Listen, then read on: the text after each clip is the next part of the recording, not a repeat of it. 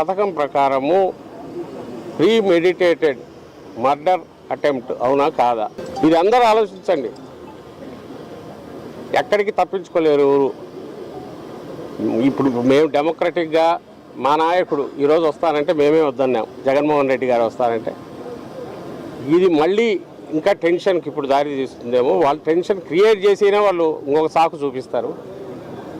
కాబట్టి 1-2 రోజులు ఆగడం బెటరు అన్నాం.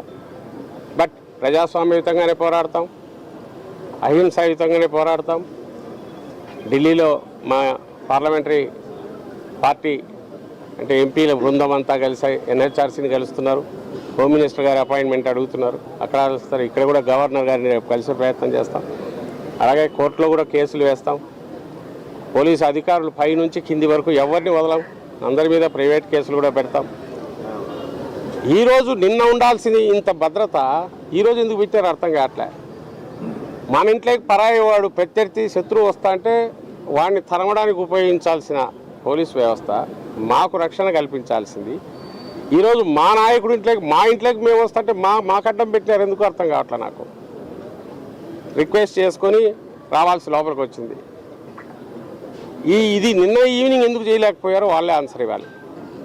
డీజీపీ గారి దగ్గర నుంచి కింది వరకు వాళ్ళే ఆన్సర్ ఇవ్వాల్సి, హోంమంత్రి ఆన్సర్ ఇవ్వాలి. ఈరోజు కాదు, నిన్న మొన్న రజనమ్మ మీద, అంతకుముందు లేదా మొన్న బ్రహ్మనాయుడు గారి మీద, నిన్న బ్రహ్మనాయుడు మీద, కరుణాకర్ రెడ్డి, భూమన కరుణాకర్ రెడ్డి ఇంటి దగ్గర అసలు ఎట్టొస్తారో నాకు అర్థం కావట్లా. ఇళ్ల దగ్గరికి నేరుగా అటాక్ చేస్తూ గుర్తు చేయొచ్చు. ఆ రోజు టీడీపీ ఆఫీస్ కనే మళ్ళీ చెప్తున్నా, టీడీపీ ఆఫీస్కి ఆ రోజు వైఎస్ఆర్సీపీ నాయకులు ఎవరు పోలే. ఇక్కడ ఎమ్మెల్యే వచ్చి నిలబడినారు. నాకు తెలిసి మిగిలిన నాయకులు కూడా ఈ సందులోనే ఎక్కడో ఉండాలి. అప్పుడు ఇక్కడే ఉన్నారు. అందరూ ఎమ్మెల్యేలు సీనియర్ నాయకులు ఉండాలి. అప్పుడు జరగల. ఆ రోజు అందులో మళ్ళీ గుర్తు చేస్తున్నా, ఇది ప్రజలు కూడా తెలియాల.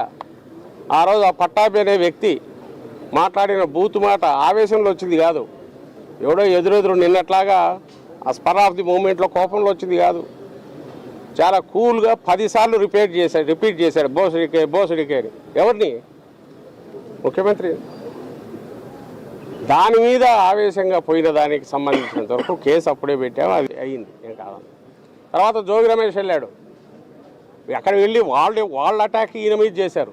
అసలు ఇంటి వరకు ఎక్కడ ఫర్లాంగ్ దూరంలో ఎక్కడో వాళ్ళే అటాక్ చేశారు. ఈయన కత్తులు కటాలు తీసుకోని పోలే. ఓ పెద్ద 1000 మందిని తీసుకొచ్చి అక్కడే వీరంగం చేయలే. చంద్రబాబు నాయుడు గారికి ఫస్ట్ నుంచి ఉన్న లక్ష్యం హింసను క్రియేట్ చేయడం.